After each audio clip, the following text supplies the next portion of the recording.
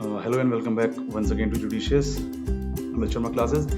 Today's act, which we're going to take up primarily in today's session, is about Negotiable Instruments Act 1881. So first of all, we'll begin with the introduction part of the act.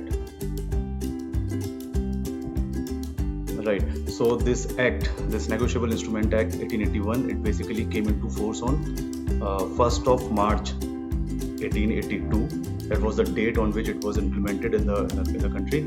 Its major source was basically common English law, for a simple reason that at that time we were under the we were being governed by the Britishers. So the source of this act was also their law, that was English common law. And the purpose for which this act was primarily created was for basically trade and commerce purposes. That means mercantile purpose was the basic objective behind the creation of this act. Looking at the meaning of this act. Now, if we look at the meaning of negotiable instruments, so basically there are two words which we need to understand. One is negotiable and the other one is instrument.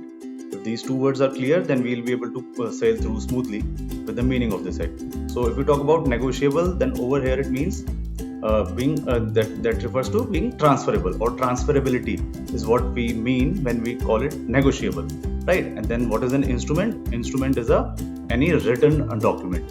So basically, if we talk about Negotiable Instruments Act, so it deals with those written documents that can be easily, they are transferable from one person to another. Now this transferability, right, this transferable, the thing is basically it can be done, an instrument or a written document can be transferred either through bearer or by order. Now if we will be subsequently also studying this thing over here. Bearer means that where by mere having delivery of a negotiable instrument, it is said to be transferred. Whereas in order, you have to write the name of the person to whom the negotiable instrument is being transferred to. That is the transferee, right? So we'll just go through it in detail. Now, one more thing over here which we need to understand is that there are certain things which we include. There are certain instruments which we include under this Act, Negotiable Instruments Act, and certain instruments which we exclude from this. So whatever we include over here is promissory notes. It is mentioned under section 4 of this act. Next is bills of exchange, mentioned in section 5, and check or DD, which is mentioned in section 6. Whereas what things we do not include in this is treasury bills. We will not talk about these over here. Post office money orders are not included in this act, and also currency notes. We don't consider these things as negotiable instruments. We exclude these things. So we'll be focusing primarily upon promissory notes, bills of exchange, and check and DD, right? Now there are certain features which one needs to understand of features of negotiable instruments. So if we talk about features, then the transferability is very important feature. Next is independent title, certainty, and right to sue. So we will just go through each one of them. Now, transferability, what does it mean over here is that this negotiable instrument we just discussed, these instruments shall be easily transferable from one person to another. The person making the transfer would be called as a transferor. The person to whom, in whose name or to whom they are delivered to, would be called as a transferee. And how many times can a negotiable instrument be actually transferred? It can be transferred n number of times, but as per its maturity. I mean, before the date of maturity, you can transfer it n number of times. But once the maturity date has expired, no further transfer of this negotiable instrument can take place.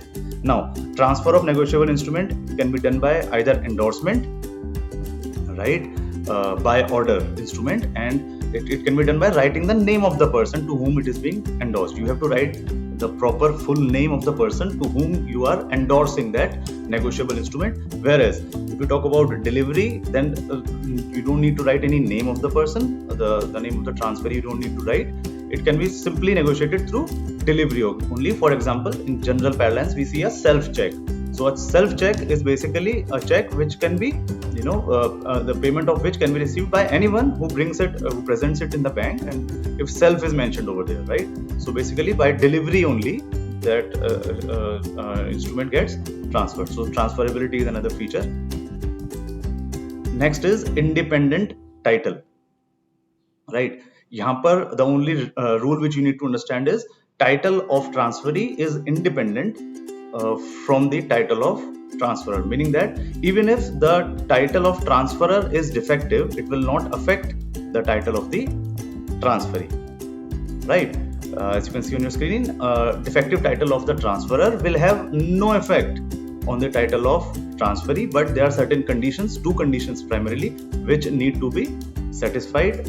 One is that the transferee to whom that instrument is given, he acts in good faith, meaning his actions are bona fide and not malified, of course, and he has no knowledge about the defective title of the transferor. So if these two conditions are satisfied, then such a transfer would be valid, and the title of transferee would be independent from the title of transferor, even though the transferor has acquired that negotiable instrument by any fraud, coercion, undue influence, or any such thing, right? Next is the third feature is certainty. So over here it can be easily said that a negotiable instrument must have certainty regarding the payment of money, because these are drawn for taking care of monetary transactions. So they cannot afford to be ambiguous or unclear. There has to be clarity, certainty, precision in terms of date of payment, right, and the amount of payment. Every check you see, it has a definite date, right, on which it is drawn, and subsequently its maturity, and similarly amount of payment. It cannot be a vague figure, right? It has to be a specified digit mentioned on the check.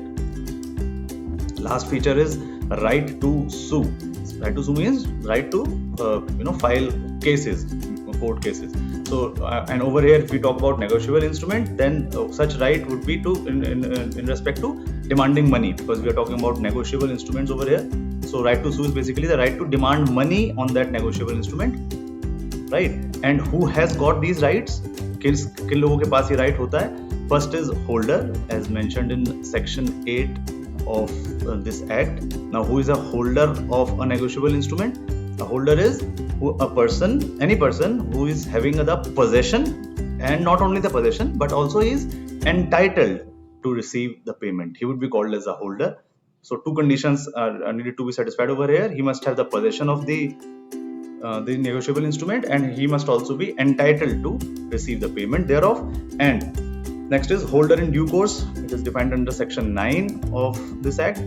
Now, holding a negotiable instrument, anybody who is holding a negotiable instrument for consideration, first condition is he must be having that negotiable instrument against some consideration. We already know what is a consideration. It is something in return.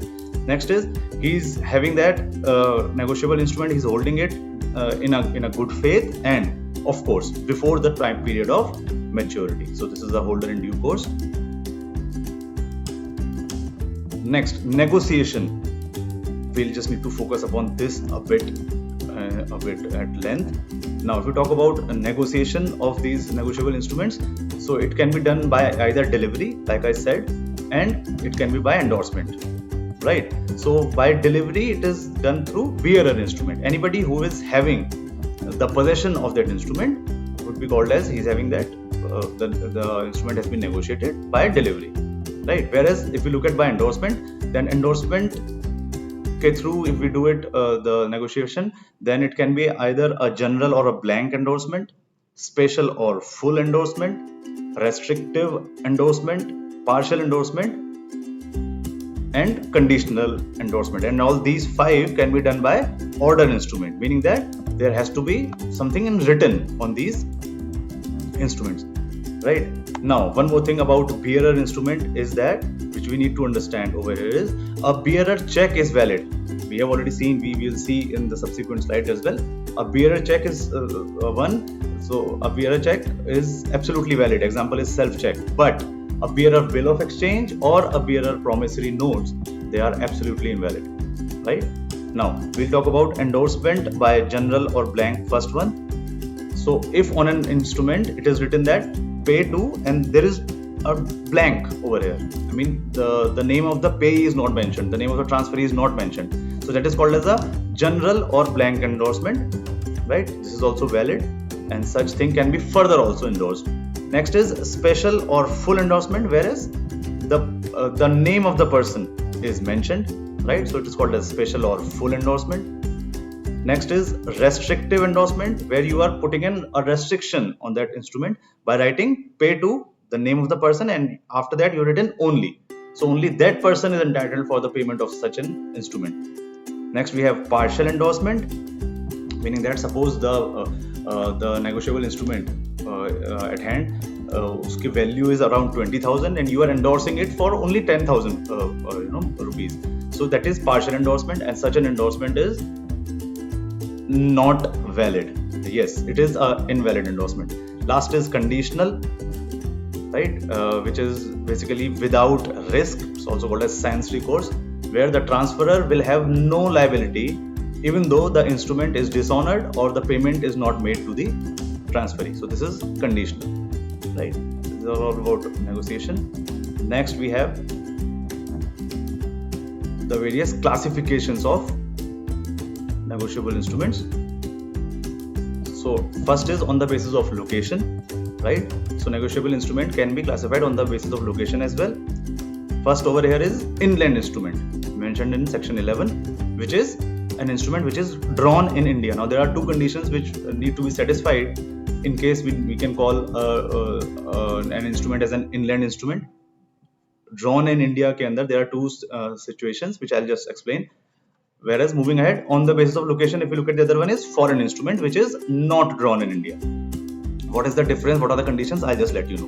Moving on to the next basis is on the basis of payee, bearer instrument, payee's name is not mentioned, for example self-check we just discussed, and order instrument where payee name is mentioned. So that is on the basis of payee. Third is on the basis of payment. Demand instrument is the one which is payable at sight, meaning whenever you go and present it to the person who has to pay it, then he has to pay it immediately on demand. Next is time instrument. After a specified time or after the happening of a specified event, payment can be made possible. The last is on the basis of validity. We have inchoate instrument and ambiguous. We'll just discuss in the next slide. Coming back to the first one, that is on the basis of location. Inland instrument can be either drawn in India. Foreign instrument is not drawn in India. So what are the conditions which decide which instrument is drawn in India or which is not? Is any instrument which is drawn on a person resident in India. I hope it is clear to all of you. Drawn on a person resident in India or payable in India, such an instrument would be called as an inland instrument, and drawn in India के अंदर उसको category में डालेंगे. However, if these two conditions are not satisfied, then it is called as a foreign instrument. Coming back to the last point, that is on the basis of validity, inchoate and ambiguous. Now, inchoate instrument is the one that is partially blank. Yes, that such an instrument is not completely filled. Amount is not filled, right? But revenue stamp is fixed. I'll just show you a promissory note also in the subsequent slide. So, फिलहाल के लिए you need to understand that inchoate instrument is an instrument which is partially blank, amount is not filled, but revenue stamp is filled. So, since amount is not filled, can the transferee fill any amount? No. Only that much amount can be filled for which stamp duty is paid, right? Because these stamp duties are according to the amount of that which is mentioned in the instrument. So even if it is partially blank and amount is not filled, but since the stamp is there is an automatic limit on the amount which can be fixed. However, in an ambiguous instrument, it is partially unclear, meaning that it can be treated in two ways. Example is demand draft, and what are the two ways? It can be treated as a bill of exchange as well as a pro note. Now, what is a bill of exchange?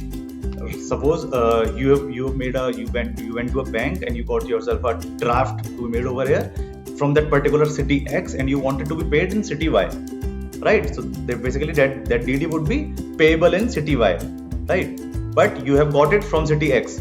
Now what you will do is you will take that demand draft and you will go to that branch of city Y and you will further get it processed to to get the payment to the party which you want to give it to there, right?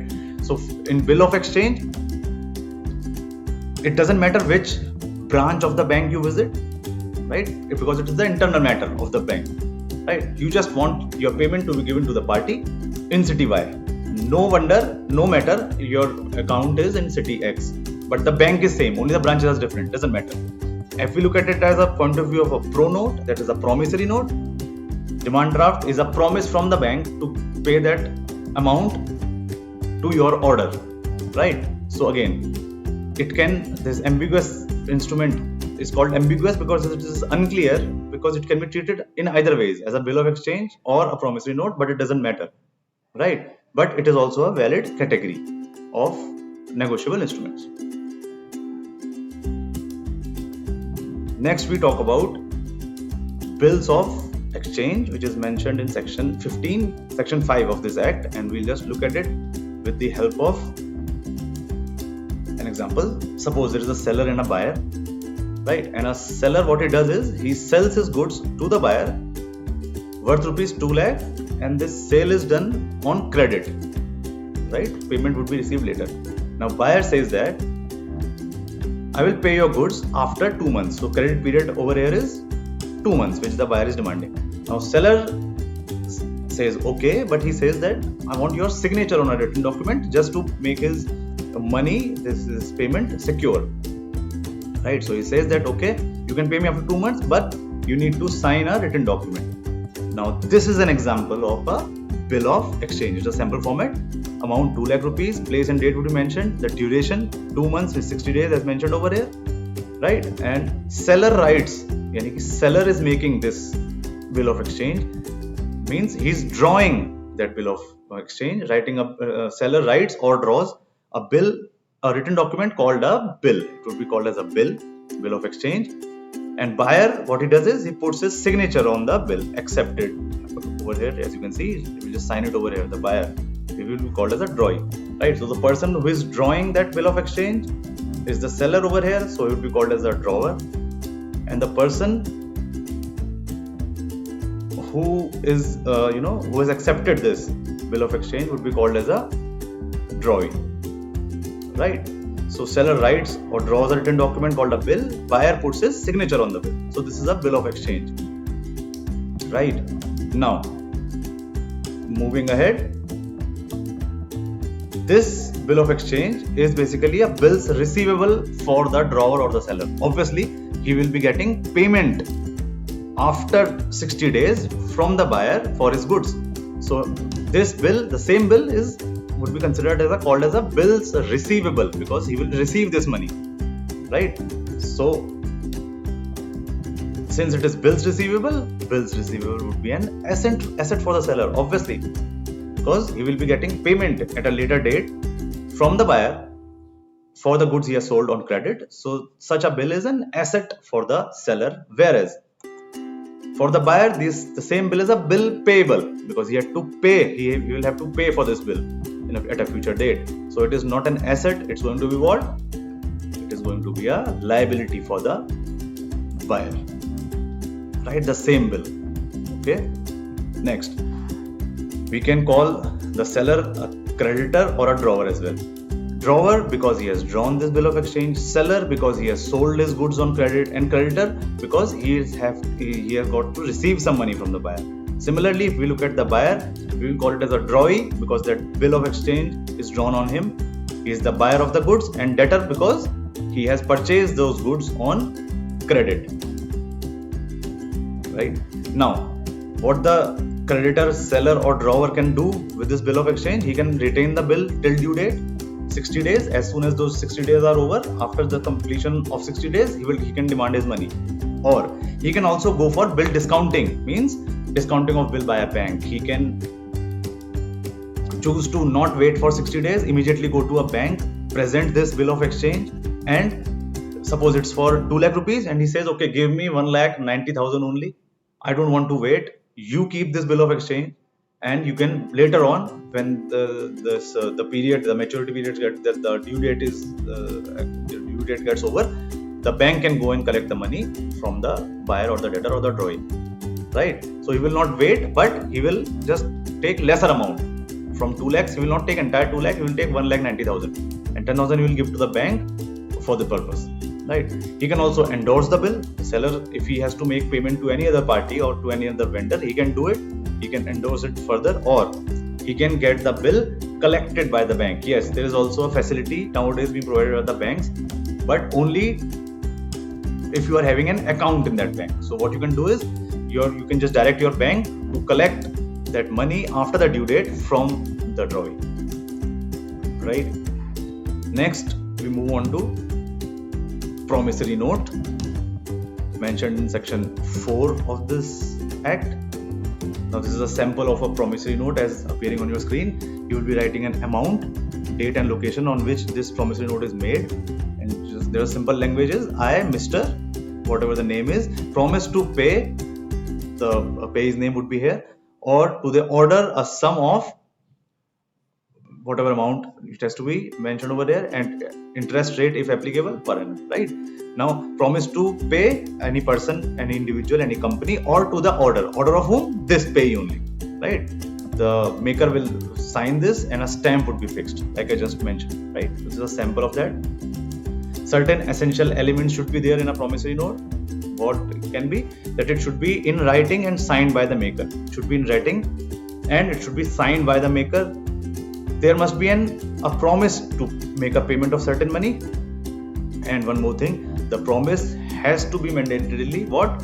Unconditional promise, right? It should not be that certain event happens or certain condition takes place, only then I will make the payment. No, the promise to pay must be free from any condition. There must be certainty of the sum of money which is needed to be paid. There must be certainty of parties, both the payee as well as the maker. There, the promissory note cannot be any bank or a currency note, right? But already it is mentioned, I promise to pay the bearer a sum of so and so money.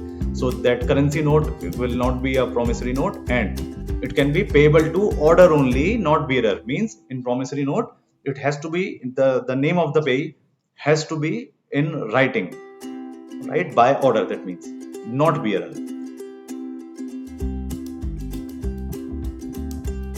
Very general common term which we use generally is a check is also a bill of exchange mentioned in section 6. We just have a look at check. So basically check is a bill of exchange that is drawn on a specified bank. Sample over here is this. It's a sample check I have shown over here. Now the person who is making this check is basically the drawer who has drawn this check, right? Who will be signing over here. Next is the bank of which that check is basically would be the drawee, right?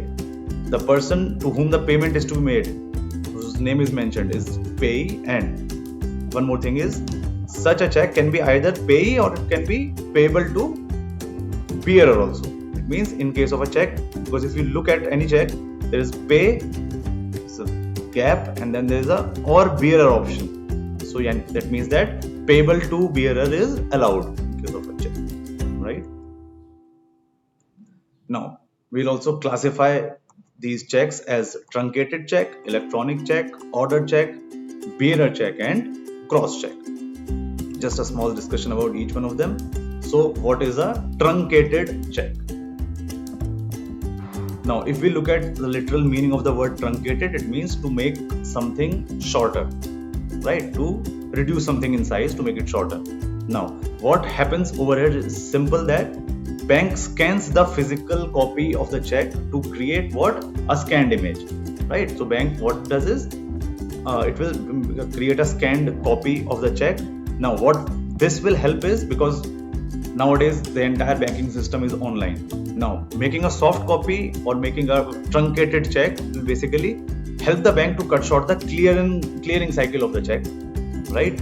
Thus what will this step will do is it will make the process of check clearance faster. So this is the first thing, which is a truncated check, simple scanned copy of a check. Next is electronic check. These checks are basically, they are directly created via electronic form, meaning that no paper, ink or pen is not included. Digital signatures are which are required in case of an electronic check. It requires digital signatures, and there is no usage, like I just said, of paper, pen, or ink. Nothing is used. So it is these checks are drawn via electronic form only. Next, we have an order check. Now, such check contains payee name. Like I said, it is not bearer, it is order check, right? And an order check contains the name of the payee, and who can receive such an order check is payee or his order. Like, the payee can also further endorse or further negotiate such a check. Such a check can be negotiated by the payee as well. So, sample of the same order check. Next is a bearer check. As the name suggests, anyone who is having the possession of that check would be the bearer, and he is entitled for the payment, meaning that the pay column is empty. There is no name mentioned, right? Sometimes we write self over here so that anybody who goes to the bank can get it encashed by showing appropriate documents.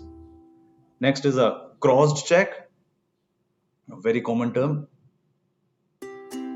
Basically, what is a cross check? We already know it. So generally, what happens is when there are two parallel lines which are drawn, parallel to each other, right? Now, what is the meaning of drawing these two lines on a check? Is that the payment of such a check, which is a cross check, so the payment of such a check shall be received only in bank account. I mean, that means no cash can be drawn from that bank. Only transferability into bank account is possible. People do this to safeguard their payments, and no payment can be received in cash from the bank's cash counter. These are two parallel lines, as you can see. So this is a cross check.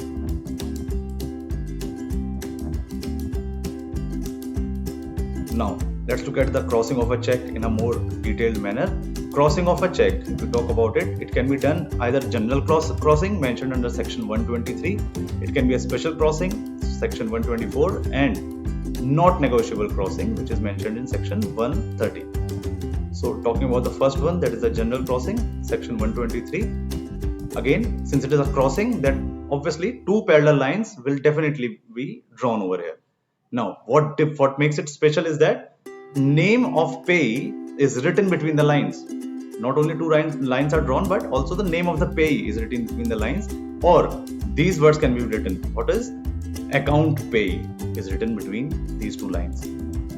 What writing this stuff on the check implies that payment of such a check will take place only in the payee's bank account, right? That means payment cannot be received via cash. It can be received only in the payee's bank account, right?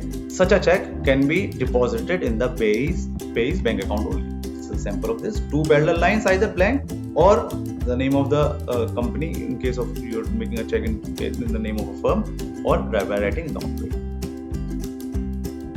Next is special crossing. Again, two parallel lines will definitely be here as well.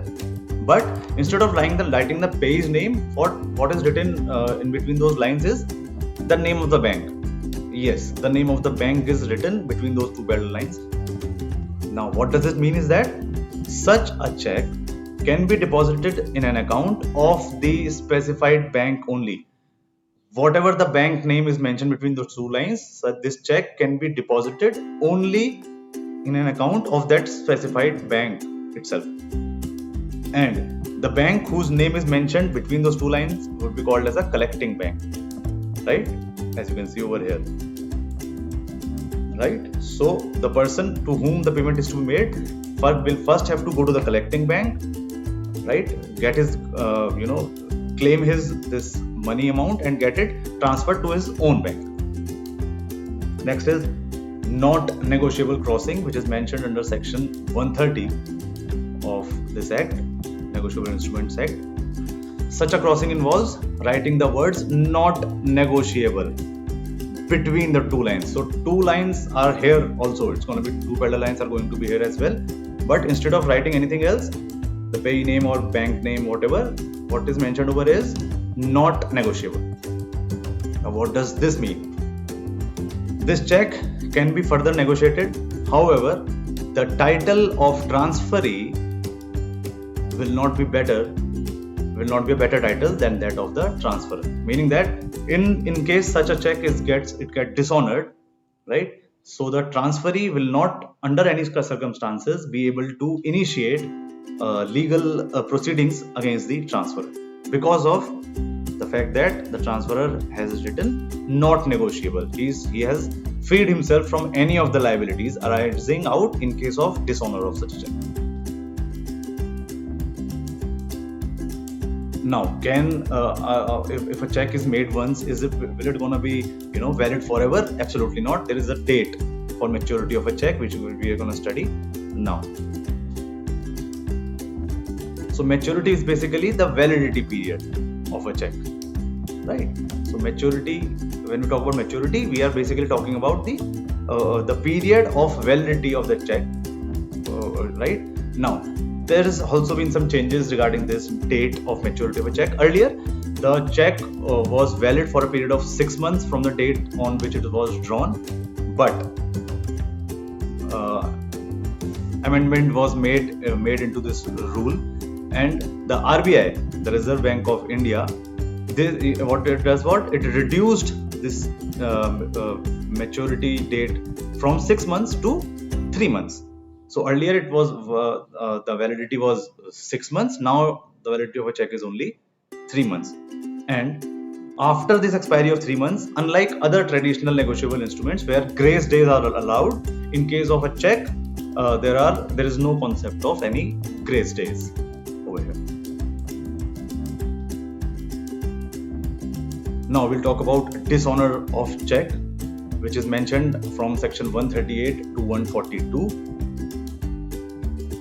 Now, if we talk about dishonor of check, so a check can be dishonored by any of the following reasons. For example, number one is very obvious: insufficient funds. You don't have funds in your account, or the account from which you have made the check is closed, or you have instructed your bank to stop the payment of that check in case it comes for clearance.